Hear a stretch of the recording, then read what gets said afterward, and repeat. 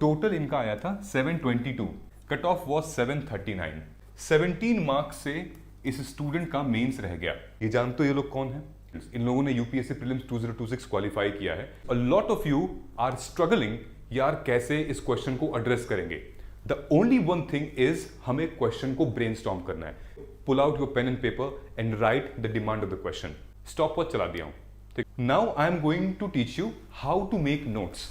PYQ से तो आप थीम्स निकाल लोगे, लेकिन चैलेंजिंग है आंसर राइटिंग में। इंक्लूसिव ग्रोथ से जिस हर साल क्वेश्चन बनता था, अब इस बार एक भी क्वेश्चन नहीं है, विच मीन्स कि आने वाले टाइम पे क्वेश्चन आ सकता है इससे। ये मैंने एक शीट बनाई हुई है जिसमें कि नेक्स्ट 60 डेज में आपको क्या करना है। तो ये पूरे डेज हैं, विच मीन्स मैंने अलग अलग ग्रुप में डिवाइड कर रखा है सारे सब्जेक्ट को। हेलो एंड वेलकम टू मार्गदर्शन आईएएस। जय हिंद। प्रीलिम्स 2026 का पेपर देखने के बाद इतना तो श्योर है कि हमें मेंस रेडी होना पड़ेगा before prelims. The kind of questions UPSC asked in prelims, चाहे वो एथिक्स का हो, इंटरनल सिक्योरिटी का हो, या साइंस एंड टेक का, या फिर पॉलिटी के कुछ क्वेश्चंस हो, हमें मेंस रेडी होना पड़ेगा। ये आपकी फ्यूचर मार्कशीट भी हो सकती है, and this is the real marksheet of one of my student. और ये 2025 की मार्कशीट है। ये स्टूडेंट ने फिर से प्री क्वालिफाई किया है and he is giving mains 2026। जानते हो कहां पे मिस्टेक थी? यहां पे ध्यान से देखेंगे आप इस मार्कशीट को, मिस्टेक कहां पे थी, एंड आप साफ साफ देख सकते हो यहां पे लिखा हुआ है नॉट क्वालिफाइड। बुरा लगता है, लेकिन जब एक और मौका जिंदगी ने दिया है मेंस को फिर से करने का, तो आप आंख बंद करके बताइए कि इस स्टूडेंट को कहां पर फोकस करना चाहिए। वीडियो पॉज कर लीजिए, कहां पर फोकस करना चाहिए। नाउ जनरल स्टडीज पेपर 1 में 88 मार्क्स, देन उसके बाद पेपर 4 में एथिक्स में 98 मार्क्स। ऑलराइट, विच मीन्स कि ऐसे में he could have done more better, right. लेकिन हमें बोलते हुए बहुत आसान लग रहा है, he could have done more better, इतना मार्क्स था, बट इतना आसान नहीं होता है। अब इस स्टूडेंट को, यानी कि जो स्टूडेंट है ये, इनको टोटल इनका आया था 722। ओके, 722। आइए देखते हैं कट ऑफ कितनी थी। ठीक है, कट ऑफ कितनी थी? ये 2025 का है। Cut off was 739। How many marks? Almost 8 और 9 उधर 17 मार्क्स। 17 मार्क्स से इस स्टूडेंट का मेंस रह गया, राइट। अब हम ये कह सकते हैं कि यार आप 17 मार्क्स में भी थोड़ा GS1 में इंप्रूव कर लेते या एथिक्स में कर लेते, हम ऐसा बोल सकते हैं, right. But now again we are in the same loop. हम लोग सेम लूप में हैं और questions you never know, random आ सकते हैं, सिचुएशन क्या हो सकती है, आपको फिर से पढ़ना पड़ेगा, आपको फिर से आंसर राइटिंग करेंगी। Why I am telling you this? Because अगर you are giving Mains this year और you wanted to prepare Mains, then ये सोच के करना this Mains should be your last Mains. ऐसे this Mains should be your last Mains. Why? एड़ी चोटी का जोर लगा देना है। ये जानते हो ये लोग कौन है? Who are they? They are those people who have cleared one of the most toughest paper of UPSC ever has made. They are these students. इन लोगों ने UPSC Prelims 2026 क्वालिफाई किया है। मैंने इनका कल सेशन लिया था कि हमारा जो मेंस आंसर राइटिंग इनिशिएटिव है, मेंस मेंटरशिप इनिशिएटिव है, उसमें ये लोग कैसे अब क्या रोल प्ले करेगा, कैसे आंसर राइटिंग करेंगे, माइक्रो थीम कैसे यूज करनी है, ये सब मैंने इनको बताया है। ओके, इनमें से काफी स्टूडेंट्स ऐसे भी हैं जिनका एक बार मेंस दे चुके हैं 2025 में, then again they are reappearing. Okay, so either you are preparing for 2026 or you are preparing for 2027, this video is got to be very very important. This is the ultimate strategy I am going to share with you with reference to timetable. मैं timetable भी share करूंगा अभी आगे चल, हम लोग लेकर चलते हैं। Number 1 is brainstorming. Number 1 is thinking. Brainstorming और thinking का क्या मतलब है? Because a lot of you are struggling, यार कैसे इस क्वेश्चन को एड्रेस करेंगे। The only one thing is हमें क्वेश्चन को ब्रेनस्टॉर्म करना है, सोचना है आखिर क्या लिखेगा। देखो प्रीलिम्स में एग्जामिनर के पास आप ऑप्शंस होता है आपको ट्रैप में डालने का, राइट। प्रीलिम्स में आपके लिए ट्रैप है, वो क्वेश्चन का फॉर्मेट चेंज कर देंगे, ठीक है।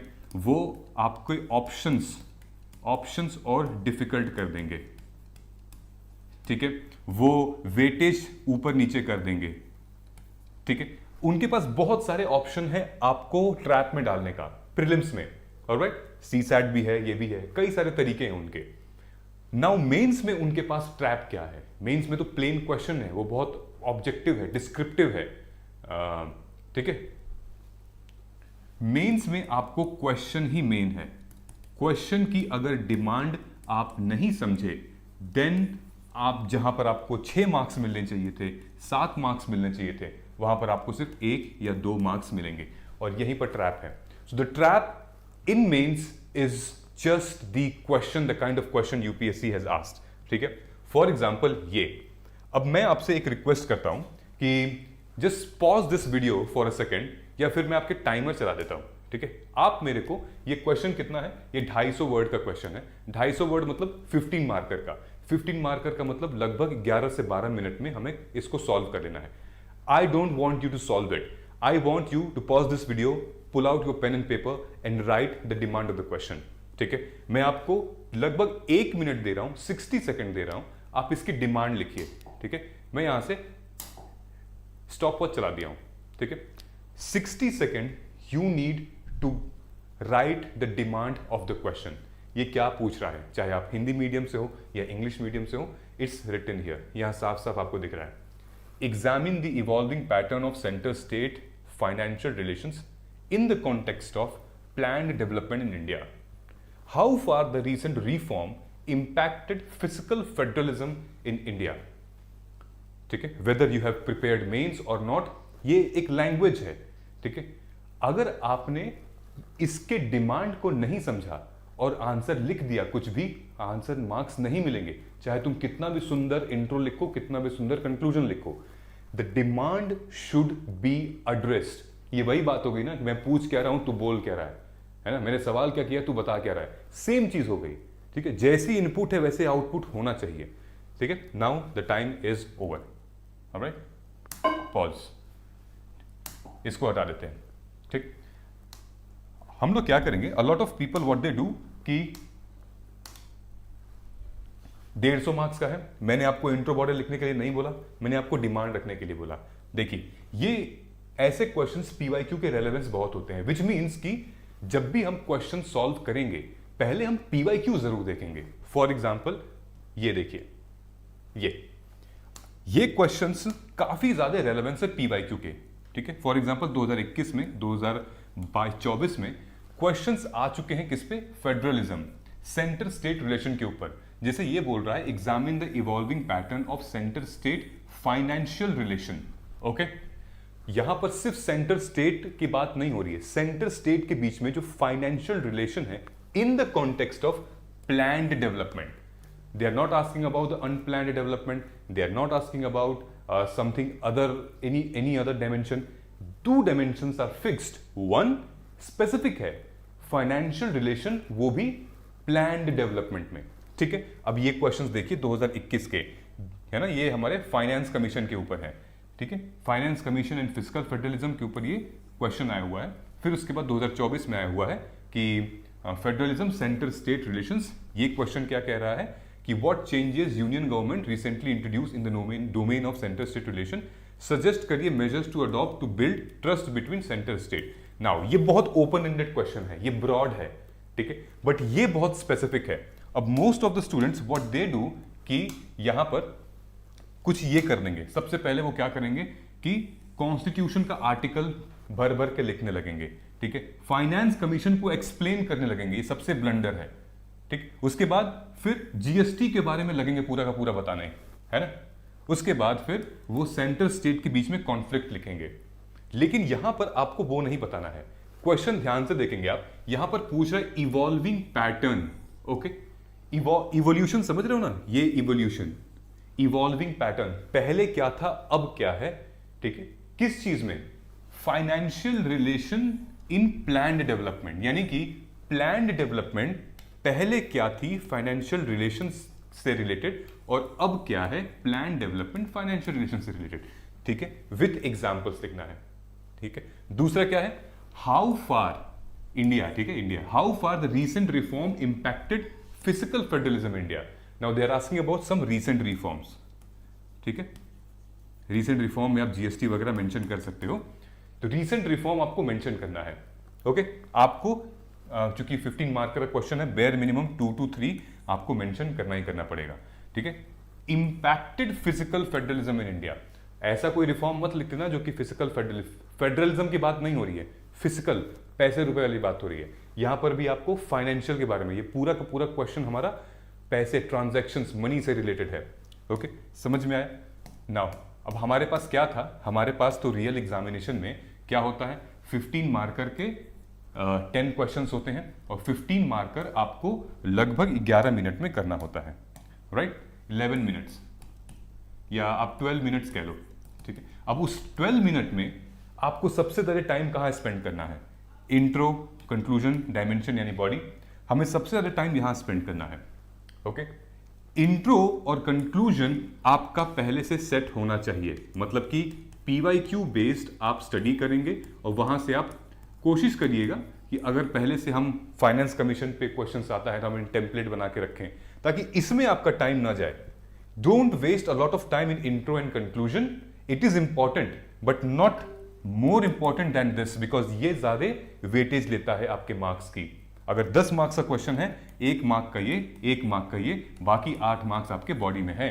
So give proper attention and time to this thing. Okay, ये ऑब्जेक्टिव बनना चाहिए हमारा, चाहे वो 10 मार्कर हो या 15 मार्कर हो, क्योंकि हमारे पास टाइम बहुत लिमिटेड है। ओके, सो ये जो ब्रेनस्टॉर्मिंग है, ब्रेनस्टॉर्मिंग हमें बहुत पहले ही करनी चाहिए। PYQs पढ़िए, PYQs देखिए और स्टार्ट करिए, ठीक है। फॉर एग्जाम्पल, अच्छा दूसरी चीज ये कि अभी 25 जून को हम लोग MAGP, मार्गदर्शन असेसमेंट गाइडेंस प्रोग्राम का, जो हमारा one of the most recommended mentorship programme है, उसका हम लोग 50 सीट्स ओपन कर रहे हैं 25 तारीख को। आप नीचे कमेंट सेक्शन में गूगल फॉर्म है और डिस्क्रिप्शन में गूगल फॉर्म है, उसको फिल कर दीजिएगा। Okay, one of the most important, और उसमें मैं ही रहूंगा एज अ मेंटोर, बाकी टीचर्स हमारे चेंज होते रहेंगे। ये हमारे ब्रोशर है, आपको कोर्स से जाकर ब्रोशर मिल जाएगा। आप चाहें तो हमारे मोबाइल ऐप को इंस्टॉल कर सकते हैं, डाउनलोड कर सकते हैं OTP के थ्रू, और जाके आप स्टोर सेक्शन में ये कोर्स देख सकते हैं, MAGP 2027, which is GS paper की तरफ। ओके, फॉर एग्जाम्पल अभी चलते हम लोग GS पेपर 3 की तरफ। हमने GS पेपर 3 को डिस्कस नहीं किया है, ठीक है। यहाँ आते हैं, ये आ गया हमारा इंडियन पॉलिटी, देन उसके बाद इकोनॉमी। ओके, ये GS पेपर 3 आ गया। यहां आप देख रहे हो कि इसमें बहुत सारा डाइवर्सिफिकेशन है। For example agriculture, science and tech, security, disaster management, ये सारे सब्जेक्ट हैं। इतने क्वेश्चंस इन लोगों ने पूछे हैं पिछले 13 सालों में इस सब्जेक्ट से। नेचुरली सबसे ज्यादा क्वेश्चंस इकोनॉमी से पूछे गए हैं, उसके बाद सिक्योरिटी से पूछे गए हैं एंड साइंस एंड टेक से। ये 3 हाई प्रायोरिटी सब्जेक्ट है इस पेपर के। ओके, तो आप यहां देखोगे इंडियन इकोनॉमी, ये हमने बाइफरकेट किया हुआ है। इंडियन इकोनॉमी में ग्रोथ एंड डेवलपमेंट में ये ईयर है और ये हमारे टॉपिक है। आप देखिए बार बार क्वेश्चन पूछ रहे हैं ग्रोथ एंड डेवलपमेंट में। इस साल 2 क्वेश्चन आया है, 2 questions came from the growth and development. Mobilisation of resources से 1 क्वेश्चन, लेकिन एम्प्लॉयमेंट से, GDP से कोई क्वेश्चन नहीं बना है। इंक्लूसिव ग्रोथ से जिस हर साल क्वेश्चन बनता था, अब इस बार एक भी क्वेश्चन नहीं है, विच मीन्स कि आने वाले टाइम पे क्वेश्चन आ सकता है इससे। तो ये चीज आपके लिए बहुत रेलेवेंट है, इंपॉर्टेंट है। अब इसको कैसे यूज कर सकते हैं, फॉर एग्जाम्पल देखिए मैंने क्या दिखाया था आपको, ग्रोथ एंड डेवलपमेंट, ठीक है, जिससे क्वेश्चन इस बार आया हुआ है। तो 2025 में ये 2 क्वेश्चन है। किसके ऊपर है, HDI और IHDI, इंक्लूसिव ग्रोथ क्या होती है, देन फिजिकल हेल्थ इंडेक्स क्या होता है। आपको ग्रोथ एंड डेवलपमेंट में ये दोनों आंसर करने पड़ेंगे, अपने नोट्स में अपडेट करना पड़ेगा, ठीक है। वहीं पर अगर हम बात करें मोबाइलाइजेशन ऑफ रिसोर्सेज, इस बार 1 क्वेश्चन से पाया हुआ है, प्रोटेक्शनिज्म, मल्टीलेटरलिज्म, ठीक। वहीं पर अगर हम नीचे जाएं, इंक्लूसिव ग्रोथ, हर साल क्वेश्चंस पूछे गए हैं यहां से, लेकिन इस साल नहीं आया था 25 में, और ये थीम है उसकी, inclusive growth and development, financial inclusion, gender and social equity, corporate governance responsibility. ये 4 थीम पे इंक्लूसिव ग्रोथ से क्वेश्चंस आते हैं। ये आपको इन पे अगर आपका कंटेंट बिल्ड है, बहुत अच्छा है, बहुत असम है। एक लाइन पे आपको कंटेंट बिल्ड करना है, ठीक है, समझ में आ रहा है। और ये हाई वेटेज है, ये micro theme is very important, like you cannot miss it, ठीक है, बहुत ही ज्यादा इंपॉर्टेंट है ये। अगर वैसे ही मैं इसको स्क्रॉल करता जाऊं, मैं नीचे चला जाऊंगा, फॉर एग्जाम्पल अब मैं आ गया बायोटेक्नोलॉजी पे, ठीक है, ये साइंस एंड टेक का है। तो आप देखोगे बायोटेक्नोलॉजी पे बहुत क्वेश्चंस पूछे गए हैं। इस साल कोई क्वेश्चन नहीं पूछा गया है। लेटेस्ट क्वेश्चन जो आया है वो 2023 का आया है, बायोफ्यूल के प्रोडक्शन वो भी माइक्रो ऑर्गेनिज्म से रिलेटेड, ठीक है। फिर उसके बाद हमारा कुछ डिफरेंट टेक्नोलॉजीज हैं, then energy and related issues हैं, ओके। देन उसके बाद हमारी अचीवमेंट, देन एनवायरनमेंट शुरू हो जाता है यहाँ से, okay. Recent mining and environmental hazard से क्वेश्चन आए हुए हैं। यहाँ आपको पता चलता है कि कैसे हम यूज कर सकते हैं, यहाँ पर आपका बहुत टाइम सेव हो सकता है। समझ में आ गया? सो डेफिनेटली आप इस माइक्रो थीम को परचेज कर सकते हैं। मैं आपको बता दूंगा कहाँ से परचेज करना है, वीडियो के एंड में बता दूंगा, ठीक है। रही बात हमारे टॉपर की कॉपी से, हम क्या यूज कर सकते हैं टॉपर की कॉपी से। आप कंटेंट तो मत ही चुराइएगा, आपको जो यूज करना है, आपको जो देखना है वो स्ट्रक्चर कैसे फॉर्म कर रहे हैं, कैसे वो क्वेश्चन की बॉडी को हेडिंग बना के लिख रहे हैं, क्या क्या चीजें लिख रहे हैं, पॉजिटिव नेगेटिव्स में क्या लिख रहे हैं, अंडरलाइन क्या कर रहे हैं, डायग्राम क्या बना रहे हैं, यही देखना है, ठीक है। एप्लीकेशन, डायग्राम और मैप, अंडरस्टैंड करिए फ्रेमवर्क, देन कंसोलिडेट देखिए कैसे वो ट्रांजिट कर रहे हैं अपने मेंस के नोट से आंसर में कैसे तब्दील कर रहे हैं, ठीक है। आइडेंटिफाई करिए टॉपर का आंसर और अपना आंसर कि कहां पर आपका गैप है, नॉलेज में, कंटेंट में, या फिर अपने प्रेजेंटेशन में कहां पर गैप आ रहा है, ठीक है, और या फिर डायग्राम वगैरह में, स्ट्रक्चर में, ठीक। अब मैं आपको बताने वाला हूं कि जो भी मेंस रेडी 2026 के लिए तैयारी कर रहे हैं मेंस की, उनके पास सिर्फ और सिर्फ 60-65 डेज बचे हुए हैं। अब उसके लिए मैं आपको यहाँ पूरा का पूरा डिटेल में बताने वाला हूँ कैसे कैसे आप पढ़ोगे, ठीक है। सो ये देखिए, ये मैंने एक शीट बनाई हुई है जिसमें कि नेक्स्ट 60 डेज में आपको क्या करना है। तो ये पूरे डेज हैं, विच मीन्स मैंने अलग अलग ग्रुप में डिवाइड कर रखा है सारे सब्जेक्ट को। ग्रुप मतलब कि ये हिस्ट्री, सोसाइटी, सोशल जस्टिस एक ग्रुप में है, ठीक है, मिलता जुलता सारा है इसमें। देन पॉलिटी, गवर्नेंस, एथिक्स एक ग्रुप में है, ज्योग्राफी, इन्वायरमेंट, डीएम तीसरे ग्रुप में, इकोनॉमी, एग्रीकल्चर दूसरे ग्रुप में, सोसाइटी और सिक्योरिटी और आईआर दूसरे ग्रुप में है, ठीक है। उसके बाद फिर हमारा साइंस एंड टेक है, ठीक है। टोटल अगर आप जोड़ोगे तो इसमें 64 डेज हो रहे हैं। ग्रुप का मतलब क्या है? मतलब कि एक ग्रुप को एक साथ मत पढ़िएगा, ये उठाया तो ये उठा लो, ये उठाया ये उठा लो, दो ग्रुप्स को आप साथ में ले सकते हैं। विच मीन्स कि अगर हिस्ट्री खत्म हो रहा है तो उसकी जगह सोसाइटी उठा लो, सोसाइटी खत्म हो रहा है सोशल जस्टिस उठा लो, ठीक है। तो ऐसे लेकर चलना है हमें। अगर आप चाहें तो एक ग्रुप को फिनिश भी कर सकते हैं, दूसरे ग्रुप को स्टार्ट कर सकते हैं। ये है, यहां मैंने क्या लिखा है, मैनेज ऑप्शनल। या तो आप मंडे टू फ्राइडे 4 से 5 घंटे ऑप्शनल पढ़िए, ठीक है, या फिर सैटरडे संडे को फुल डे आप ऑप्शनल पढ़िए, ये आपके ऊपर है, ठीक है।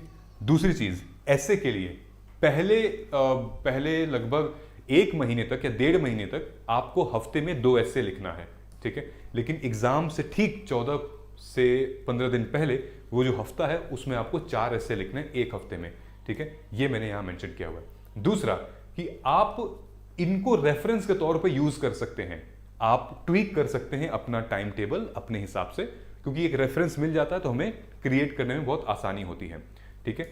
और आपको फॉलो क्या करना है, पहले कंटेंट रेडी करिए, फिर पीवाईक्यू को उससे मैप कराइए, नोट्स बनाइए और आंसर राइटिंग करिए, ठीक है।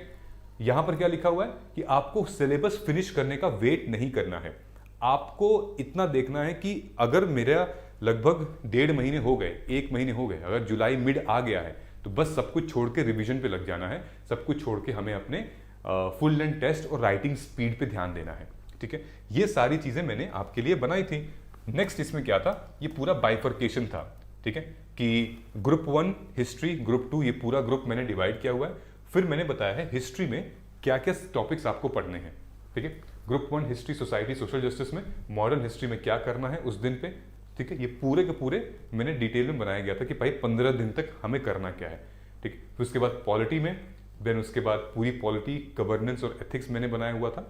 7 दिन देना है, 6 दिन देना है, आप अपने हिसाब से भी ट्वीक कर सकते हैं, ठीक है। ये हमारा है ज्योग्राफी और एनवायरनमेंट डीएम का, कितना कितना टॉपिक क्या क्या आप कब कब पढ़ सकते हो, रिवाइज कर सकते हो। इसका मतलब ये नहीं है कि आपको यही करना है। फॉर एग्जाम्पल जैसे ये मैंने आपको बता दिया, तो जब आप ग्रुप 2 कर रहे हैं तो आप ग्रुप 1 की आंसर राइटिंग कर सकते हैं, ग्रुप 1 के पीवाईक्यू भी कर सकते हैं, स्ट्रक्चर बना सकते हैं। जब आप ग्रुप 3 कर रहे हैं तो ग्रुप 2 का स्ट्रक्चर या आंसर राइटिंग कर सकते हैं, ग्रुप 4 कर रहे हैं तो ग्रुप 3 का कर सकते हैं। मतलब कि क्योंकि एक तरफ आप कंटेंट पढ़ रहे हो, दूसरी तरफ स्ट्रक्चरिंग कर रहे हो, आंसर राइटिंग कर रहे हो, तो वो साइकिल हमारी मेंटेन होनी चाहिए। Alright, now economy and agriculture ये है 6 दिन, internal security, IR, then science and technology. Alright, these are the important things. Schedule है ये मैं आपको दे दूंगा, टेलीग्राम तो है नहीं, तो आपको मैं हमारे व्हाट्सएप चैनल है वहाँ दे सकता हूँ, हमारा मोबाइल ऐप आप इंस्टॉल कर लीजिए, वहाँ पर मैं डाल दूंगा। मोबाइल ऐप है, नीचे कमेंट सेक्शन में मोबाइल ऐप दिया हुआ है, मैं वहाँ डाल दूंगा, आप ले लीजिए इसको, ठीक है। उसके लिए स्ट्रेस नहीं लेना है, ठीक। नाउ नेक्स्ट क्या है हमारा भाई कि you have got this what कि कंसिस्टेंसी भाई आपकी इंटेंसिटी को बीट करेगी अगर आप रोज पढ़ेंगे तो, ठीक है।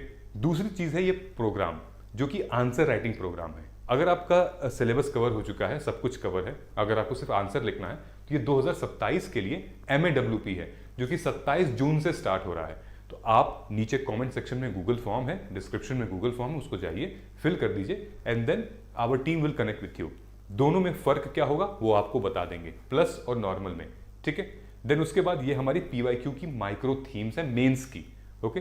तो अगर आपको परचेज करना है तो आपको ये कोड यूज कर लेना है mains PYQ to get the maximum discount. ये इंग्लिश में है, ये हिंदी में है, ठीक है। और अगर आपको प्री और मेंस दोनों चाहिए तो ये कॉम्बो आपको मिल जाएगा हमारे मोबाइल ऐप से। इसके लिए ये कोड यूज करना है PMPYQ to get the maximum discount. This is it for now. और ये मैं आपके साथ जो शेयर करना चाहता था, आई थिंक आपको एक क्लैरिटी आ गई होगी। अगर आपको क्लैरिटी आ गई है तो कमेंट कर दीजिएगा यस आई गॉट क्लैरिटी, सो मुझे पता चल जाएगा कि आप इस वीडियो को एंड तक देख चुके हैं। और इस टाइम पे एक वीडियो को इतने लंबे तक देखना, मैं सल्यूट करता हूं आपकी कंसिस्टेंसी को, क्योंकि आई थिंक अब आपकी एक प्रॉब्लम सॉल्व हो चुकी है। और दूसरी और कोई वीडियो नहीं देखिएगा वरना डाउट आ सकते हैं, ठीक है। तो सब्सक्राइब करते रहिए, लाइक करते रहिए, शेयर कर दीजिएगा and I will be there to help you in all, ठीक है। मिलते हैं अगले वीडियो में। Thank you so much. जय हिंद।